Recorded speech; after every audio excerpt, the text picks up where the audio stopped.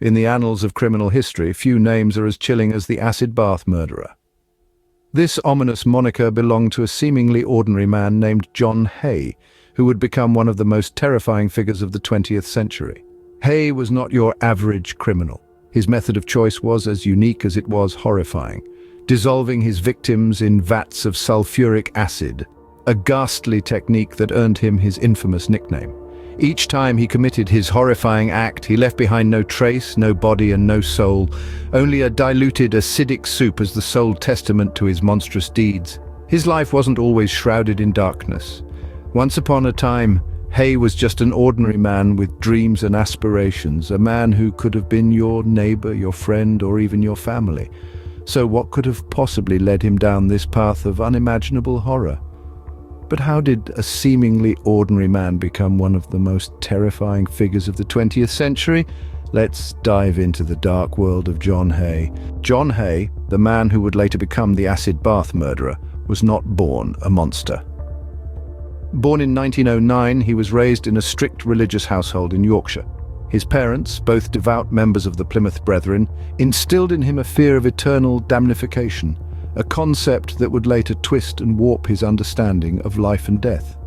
As a child, young Hay was intelligent and showed a keen interest in music and the arts. However, his strict upbringing and constant fear of sin and punishment left him isolated and socially awkward. This isolation led him to develop a vivid and often violent imagination. In his teen years, Hay began to show signs of trouble. He was expelled from his school for stealing from his classmates. His first brush with the law came when he was caught forging checks, a crime that landed him in prison for the first time. This was the start of a pattern of fraudulent activities, a path that would eventually lead him to murder. Little did anyone know that these early misdemeanors were just the beginning of a life filled with crime and horror. As Hay grew older, his crimes escalated far beyond petty theft and fraud. His life of minor criminal activities was about to take a drastic and horrifying turn. John Hay was not content with the small-time life of a swindler, and his ambitions took a sinister turn towards the unthinkable: murder. His first foray into this grim world was as cold-blooded as they come. The victim was a former acquaintance, a man who had the misfortune of crossing paths with Hay at the wrong time. The motive? A simple yet chilling one. Hay had come to believe that he could evade the law if there was no body left to find. This belief led him down a path of twisted ingenuity. He needed a method to dispose of his victims that left no trace. And so he turned to a substance as cold and unforgiving as his own heart: sulfuric acid. Hay's first murder was a macabre experiment, a test of his gruesome hypothesis. He dissolved the body of his victim in a bath of sulfuric acid, a process that took a mere 30 minutes. The acid bath left nothing behind but sludge, which Hay could easily dispose of without arousing suspicion. This method was brutal yet frighteningly effective. It was this cruel efficiency that led Hay to repeat his horrific deed time and time again. Each murder was a step further into the darkness, a descent into a pit of monstrous inhumanity from which there was no return. His rationale, a chillingly cold calculation. By leaving no body, he believed he left no evidence. No evidence meant no conviction.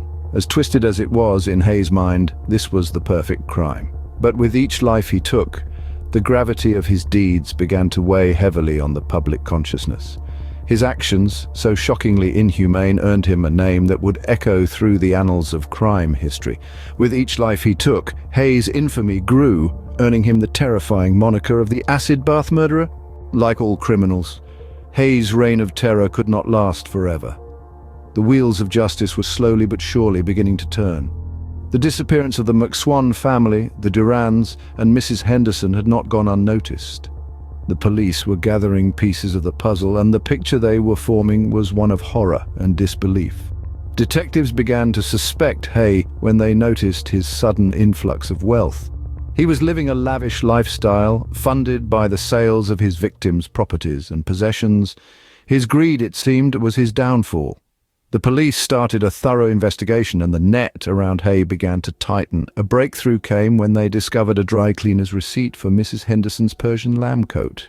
This coat, which Hay had brazenly sold after her murder, was traced back to him. The noose was tightening, but the most damning evidence was found in the basement of Hay's workshop. The police discovered a sludge of human fat, part of a foot, gallstones and dentures. Forensics confirmed these remains as human. The horrifying truth of Hay's crimes was laid bare. Hay was arrested and his trial began on July 29, 1949. The courtroom was captivated by the chilling details of his crimes. Hay, ever the showman, seemed to revel in the attention, openly admitting to his murders. He claimed he drank his victims' blood before dissolving their bodies in sulfuric acid, a detail that earned him the moniker the Vampire of London. Despite his attempts to plead insanity, the jury was unconvinced. Hay was found guilty of murder and sentenced to death. On August 10, 1949, the acid bath murderer met his end at the hands of the hangman. In the end, the acid bath murderer could not escape justice. John Hay, the acid bath murderer, is long gone, but his legacy of terror lives on. Hay's gruesome end came in August of 1949, when he was executed for his heinous crimes. Yet his chilling story continues to reverberate in the annals of true crime. His monstrous acts have left an indelible mark on society, provoking a sense of fear and repulsion that still resonates today. The impact of Hay's crimes was so profound that it forever changed the way we perceive the capacity for evil in humanity. Hay's legacy extends beyond his crimes, as he continues to shape true crime culture. His story has been retold in books, documentaries, and films, serving as a grim reminder of the darkness that lurks within some individuals.